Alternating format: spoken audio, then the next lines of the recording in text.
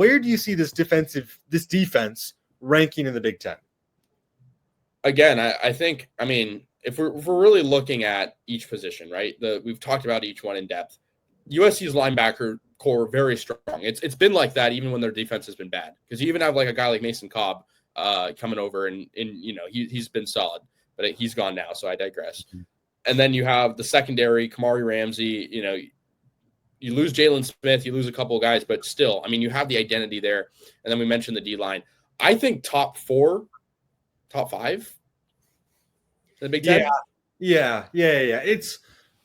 I'd say definitely top 5. I think it's probably a toss-up in the 4 because, Oregon, Penn State, Ohio State, they're all really good.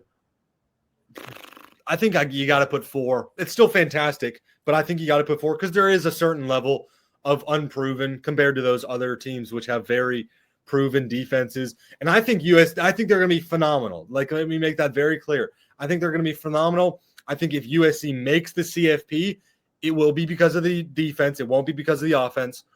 I would say probably 4th. I don't know if you can put them over Penn State, Oregon, and Ohio State. Well, you also got to remember Indiana too, because Indiana had a really solid defense last year, and they have some departures. But they're known for the offense, of course. But I don't know. I will disrespect Indiana. No, I'm not gonna argue that USC. I'll throw Illinois in there too because they're a fantastic team. No, I'm gonna disrespect Indiana. I don't think Indiana was that good last year, so I think those stats were fudged. DC, they play no one out of conference once again. I don't know their conference schedule, but they'll probably sneak their way into the playoff with Fernando Mendoza at quarterback. But anyways, no more Indiana talk. Probably will. Yeah. I think, just going back to your question, I think it's, when's the last time USC has had on paper going into a season a defense this good? Good question, because it's been a long time. Obviously, you think back to those late 2000s defenses, which were fantastic, arguably some of the best ever. I'll say that. I don't think that's unfair to say that. I'm not going to compare these defenses to that because, those had like Clay Matthews, Brian Cushing, all those guys. That being said, there's a lot of talent on this team. I see a lot of players drafted from this team. We haven't seen that many people from USC drafted all that much in earlier rounds. Obviously, Caleb Williams, Jordan Addison, and then, Jalen Smith was a 3rd rounder. Or wait, no, he was a 2nd rounder. He was 3rd. Late 3rd. Am I remembering that? Yeah. He was a late 3rd. What am I talking about? I think this is the year we could see Anthony Lucas. We could see Eric Gentry. Obviously, he's a little bit older, has injury problems. Eric Gentry, Kamari Ramsey for sure. I could see all those guys as day 1 through 2 picks. Yeah. I want to ask you this too. USC's defense at this point last year, like a year ago right now, was people were high on it. Obviously, people were kind of like, okay, well, it was really bad in 23. You bring in a whole new coaching staff. What's it going to be like? But people were pretty high on it. And then it didn't end up being all that good. Where do you see this defense kind of stacking up compared to that of last year? Is it unfair to say AA as good? I think obviously last year they were great, especially in comparison. Throw that defense on the 2022 team, give them Caleb Williams, Jordan Addison. That's a CFP team. They're beating TCU at least, maybe even Michigan. But I digress. I would say it's a much better unit overall than last year, just talent-wise. Obviously, there's lots of guys who were there last year who we brought in.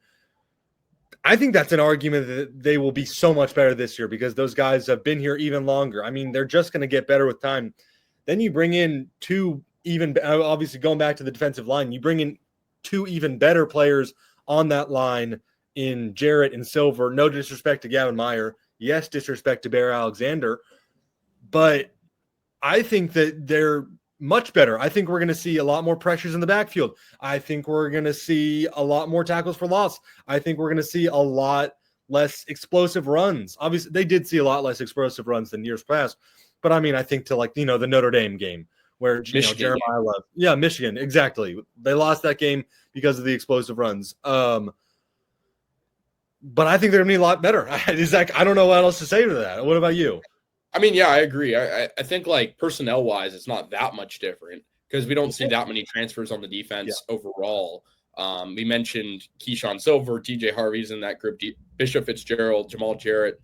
But again, I mean, I think it's a maturity thing. It's a strength thing. I mean, these are a lot of guys who are maturing from freshman to sophomore year.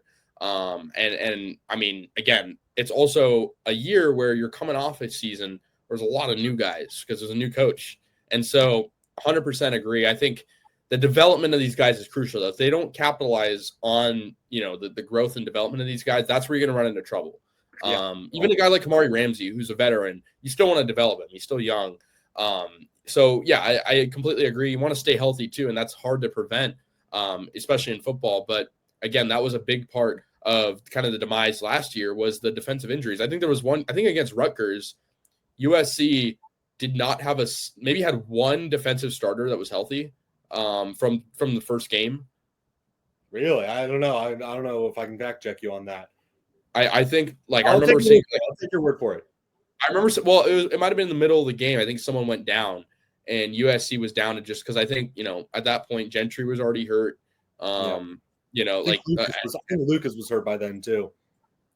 Lucas was hurt. Like I don't even remember who the rest were, but the point is a lot of that group was banged up, and again, it's going to be hard to prevent that because it's injuries and it's unpredictable. But it goes to conditioning, right? Like USC is changing the direction of the strength and the way strength is viewed. And so I think that's huge. And again, I mean, we've seen tweets these recent days of the Bloom facility and how much it's been able to progress. Yeah, I walked past it the other day. It looks pretty good. Yeah. Oh yeah. I keep forgetting you're like actually. Yeah, I'm back here. Yeah. Yeah. So certainly can speak on that. Dado Field opening up soon. And I think that not doing fantastic right now. Yeah.